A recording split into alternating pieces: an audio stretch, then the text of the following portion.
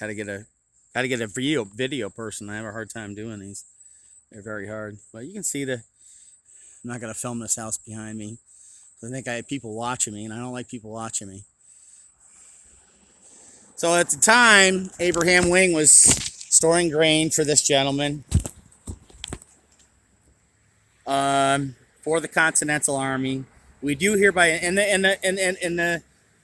from that hearing we continue.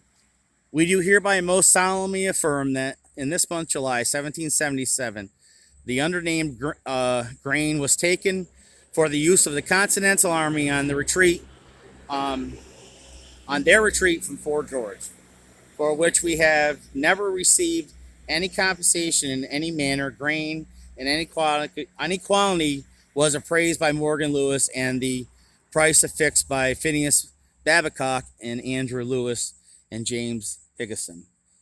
And these were the things that they had put on the list. 16 bushels of oats, 18 bushels of rye, 30 bushels of oats, another 30 bushels of oats, 66 bushels of corn, 36 bushels of wheat, and 3 tons of hay, valued at 43 pounds, 5 shillings. Washington County, 6 March, 1786. This day personally appeared before the signer of an assembly, affirmed in the presence of Almighty God that they had not received any compensation for the above articles. And as we were talking a few minutes ago about General John Stark, more information on him in the old Fort House Museum as well too. In 1745, for protection of the people in his immediate neighborhood, a fort was built on the outlet of SWAGERS, or Fort Brooke, which, in compliment to his experience, erected and a garrison the same, was called Stark's Fort.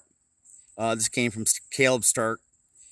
It should be noted, in all of the 500 pages of Caleb Stark and General Stark's book, the only mention of Fort Stark and Stark's Fort is on page 10 that I could find in the town of Fort Edward's description.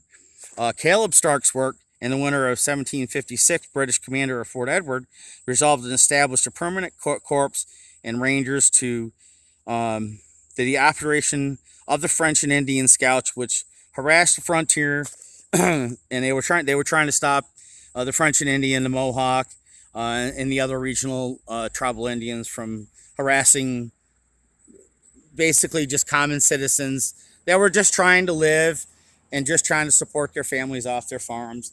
And some of the native Indians were going around and doing different things and stealing and causing some disruption, obviously.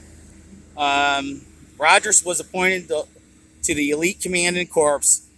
He selected Stark again for his second lieutenant, his own brother Richard being his first lieutenant. Raised a company in April of that year, reporting himself a soldier at Fort Edward. Captain Stark proceeded to New York,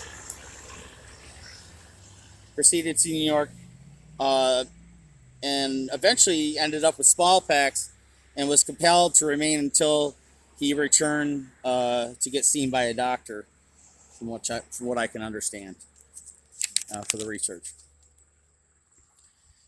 In October, and he passed away in October,